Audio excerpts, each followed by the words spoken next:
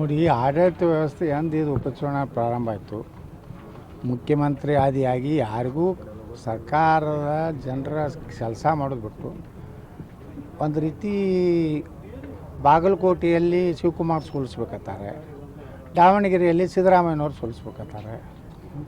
ಮತ್ತು ಇದು ವೈಷಮ್ಯ ಎಟ್ಟು ಬೆಳೆದ್ಬಿಟ್ಟಿದಂದರೆ ಅವ್ರು ಯಾರೂ ಕೂತು ಸರಿಯಾಗಿ ಆಡಳಿತ ಮಾಡುವಂಥ ಪರಿಸ್ಥಿತಿ ಉಳಿದಿಲ್ಲ. ಇದರಿಂದ ನೋಡಿ, ದಿಲ್ಲಿಗೆ ಪ್ರಯಾಣ, ಶಾಸಕರುಗಳು ಮಂತ್ರಿ ಅವ್ರು ಮಾಡ್ತಿದ್ರೆ ಅರ್ಹತೆ ಯಾರದದ ಅವರಾಗೆ ಮಾಡಬೇಕು.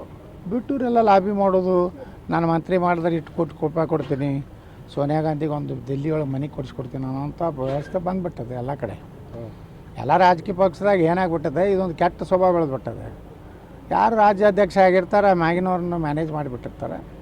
ಅವರು ಸೂರ್ಯಚಂದ್ರವ್ರಿಗೆ ಅವರೇ ಅಧ್ಯಕ್ಷರಿತ್ತು, ಅವ್ರು ಹೇಳ್ಕೊತಾಡ್ತಾರೆ. ಹೀಗಾಗಿ ಏನಾಗಿದೆ, ಒಳ್ಳೆಯವ್ರ ಕಾಲ ಇಲ್ಲ ಅನ್ನೋ ಪರಿಸ್ಥಿತಿ ರಾಜಕಾರಣದಾಗ ಬಂದುಬಿಟ್ಟಿದೆ. 20ಕ್ಕೂ ಹೆಚ್ಚು ಜನರು ಇವತ್ತು ಸಾಯಂಕಾಲದಿಂದ ಡೈಲಿ ಪ್ರಯಾಣ ಮಾಡ್ತಾ ಇದ್ದಾರೆ.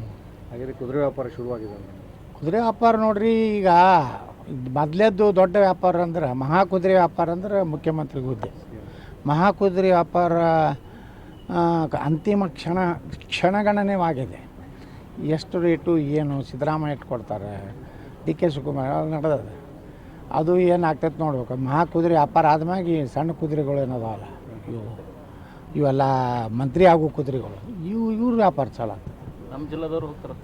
ಯಾರೇ ಯಶವಂತರೇಗೌಡರು ಹೋಗ್ತಾರೆ. ಅವ್ರಿಗೆ ಕೆಲವು ಮಂದಿ ಜಗಳ ತೆಗಿತಾರೆ, ಅಳತಾರ, ಕಣ್ಣೀರು ಹಾಕ್ತಾರೆ. ನನ್ನಟ್ಟು ನಿಷ್ಠಾವಂತ ಯಾರದಾರ ಹೇಳ್ತಾರೆ. ಜಗಳ ಹಾಕತ್ತಾರೆ, ಏನು ಮಾಡೋದು.